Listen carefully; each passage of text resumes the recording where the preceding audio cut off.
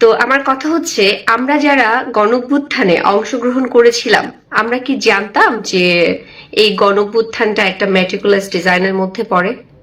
জানতাম না। আমরা কি জানতাম এই গণঅভ্যুত্থানের মধ্যে এই যে তথাকথিত মোল্লারা, হেফাজতকে আমি বলছি, হেফাজত সহ আরো যারা আছে মোল্লারা, যারা হচ্ছে নারী বিদ্বেষী, নারীদের ক্ষমতাকে তারা অন্য কিছু মনে করে, নারীদেরকে তারা হচ্ছে উন্মুক্ত মঞ্চে দাঁড়িয়ে বেশ্যা বলে আখ্যায়িত করে, নারীদেরকে হিস্সাকে তারা হচ্ছে একটা প্রতিহিংসার জায়গায় নিয়ে যায়। এই যে মোল্লা গোষ্ঠীগুলো, হুজুররা, এই হুজুররা যে এই আমাদের এই গণঅভ্যুত্থানের মধ্যে থাকবে, এবং তারা, আমরা কিন্তু জানি না, এখনো নিশ্চিত না যে হাসিনা কি মেরেছে ছাত্রদেরকে, নাকি হুজুররা ছাত্রদেরকে মেরে আমাদেরকে ইমোশনালি ব্ল্যাকমেল করেছে। এই বিষয়টা এখনো অনেকটা ঘোলাটে, এখনো এটার কোনো মানে প্রমাণ আমাদের হাতে এখনো এসে পৌঁছায় নাই। ছাত্র জনতা মারা গেছে, এটা সঠিক। কারা মেরেছে, পুলিশ মেরেছে নাকি গণঅভ্যুত্থান যে মেটিকুলাস ডিজাইনটা যারা করেছে তারা মেরেছে, এই বিষয়টা এখন পর্যন্ত নিশ্চিত না। আমরা যদি সাধারণ নাগরিকরা জানতাম যে এর মধ্যে এই হুজুররা আছে এবং এটা একটা পরিকল্পিত আন্দোলন, তাহলে কিন্তু আমরা এই আন্দোলনে সম্পৃক্ত হতাম না বা যেতাম না। আমরা যখন একটা ডেমোক্রেটেড বাংলাদেশ চাই, একটা গণতান্ত্রিক বাংলাদেশ চাই, এবং সেই গণতান্ত্রিক বাংলাদেশটা একটা নির্বাচনের মাধ্যমে ফিরে আসে, সেটা যখন আমরা বলতে চাই, তখন আপনারা হচ্ছে বিচার আর সংস্কারের কথা বলে মুখ বন্ধ করে দেন।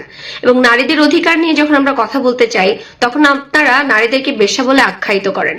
আমরা যখন হচ্ছে একটা পুরুষ, যে পুরুষ কিনা হচ্ছে সমাজকে প্রতিনিধিত্ব করতে চায়, যে পুরুষটা হচ্ছে এমপি বা মিনিস্টার হওয়ার স্বপ্ন দেখে, সেই লোকটা যখন একটা ডিসগাস্টিং কাজ করে, নারী হেনস্থা করে বা নারীকে কুপ্রস্তাব দেয়, সেই পুরুষটাকে নিয়ে যখন আমরা কথা বলি, তখন আপনারা সেই নারীটিকে নিয়ে ডিজিটাল লিঞ্চিং করতে থাকেন।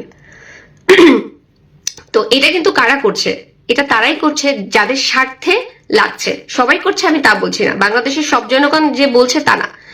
আমাকে বা যেই নারীরা সত্যি কথা বলেছে এ যাবৎ পর্যন্ত, সেই সমস্ত নারীদেরকে যারা হচ্ছে খারাপ কথা বলেছে বা তাদেরকে একটা জায়গায় কোণঠাসা করে রাখা হয়েছে, তারা সবাই হচ্ছে একটা স্বার্থের, নিজের স্বার্থের জন্য বলেছে, নিঃস্বার্থে এগুলো বলেছে, সবাই বলে নাই। তো এর মধ্যে কারা? এর মধ্যে এনসিপি। এর মধ্যে কারা? এর মধ্যে মোল্লা গোষ্ঠী, হেফাজত, হিজবুত, আরো যারা যারা আছে আর কি। এই সমস্ত মোল্লা গোষ্ঠী হচ্ছে নারী বিদ্বেষী। নারীদের অধিকার তারা তো বোঝেই না, মূর্খ, তাদের মাথায় কিচ্ছু নাই একদম। হেফাজতের মাথায় মানে, আরে ভাই আপনারা তো, ঠিক আছে আপনাদের একাডেমিক পড়াশোনা নাই, অ্যাটলিস্ট আপনারা তো কোরআন পড়েছেন, কোরআনে কি লেখা আছে সেটা তো জানেন। কোন কোরআনে তো লেখা নাই যে নারীরা হচ্ছে তাদের অধিকার চাইতে পারবে না। কোথাও তো লেখা নাই যে নারীর যে মূল্যবোধ বা নারীর প্রতি যে সম্মান, সেটা করলে নারীরা এটা হয়ে যাবে। এই যে নোংরা নোংরা কথাগুলো বলে আপনারা নারীদেরকে তকমা দিচ্ছেন বিভিন্ন খারাপ ভাবে, সেই তকমাগুলো তো কোরআনে কোথাও লেখা নাই। কোরআন থেকেও তো অনেক কিছু শেখার আছে। আপনারা তাহলে কোরআন থেকে কি শিখলেন? নারীদেরকে গালি দেয়া, নারীদের শাড়ি চুড়ি নিয়ে কথা বলা, নারীদেরকে তাদের প্রাপ্য সম্মান না দেয়া, কোরআন থেকে তাহলে আপনারা এটা শিখলেন? আমি মেনেই নিলাম আপনাদের একাডেমিক লেখাপড়া নাই, আপনারা জন্মগত ভাবেই হচ্ছেন মূর্খ।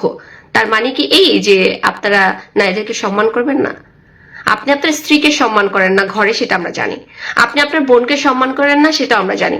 আপনি আপনার বোনকে 13 বছর বয়সে বিয়ে দিয়ে দেন, সেটা আমরা জানি। আপনি আপনার বউকে ইচ্ছে মতো ঘরের মধ্যে পেটান, সেটা আমরা জানি। আপনি হচ্ছে একটা বউ থাকা অবস্থায় আরো 4টা বিয়ে করার দাবি করেন, সেটাও আমরা জানি। কিন্তু তাই বলে আপনি পুরো রাষ্ট্রের নারীকে নিয়ে কথা বলবেন, নোংরা কথা বলবেন, সেটা আপনি কিভাবে ভাবলেন যে আমরা মেনে নিব? সেটা তো আমরা মেনে নিব না।